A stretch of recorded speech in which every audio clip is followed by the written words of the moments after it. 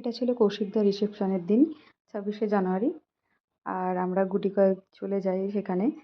আর এইটা হচ্ছে কৌশিকদা, যার রিসেপশনে আমরা গেছি। আর ওইদিকে হচ্ছে বৌদিভাই রয়েছে। জায়গাটা এত সুন্দর লাগছিল। আর এই যেই বৌদিভাই, এরপরে আমরা তিনজনা অনেক ছবি, গ্রুপ ছবি তুলি আর একটা ছোট্ট ভিডিও নিই। আর ওই যে ওদিকে খাবার দাবার রয়েছে।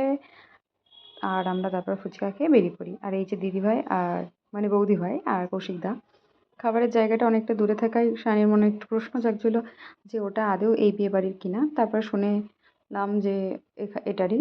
আর তখন কন্যাযাত্রীও ঢুকছে। তারপর কন্যাযাত্রী ঢুকে যাওয়ার পরে আমরা খেতে বসে পড়ি। যেহেতু কয়েকজনই ছিলাম তার জন্য খেতে বসার পর খাওয়া দাওয়া হয়। আর বিভিন্ন বিয়েবাড়িতে যাওয়ার পরে আমার একটাই খাবার দেওয়ার থাকে, কারণ বিয়েবাড়িতে যেসব রান্না হয় তার মধ্যে আমি আমিষ খাই না বলে হয়তো ডাল ভাতটা খেয়েই চলে আসি।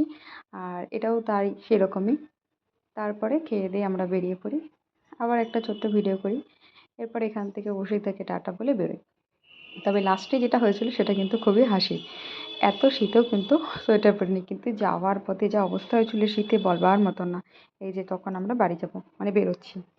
আর এরপরে আমরা আবারও যে রাস্তা দিয়ে এসেছিলাম সেই রাস্তা দিয়েই ফিরছিলাম, তো একটা ছোট্ট ভিডিও করে নিই।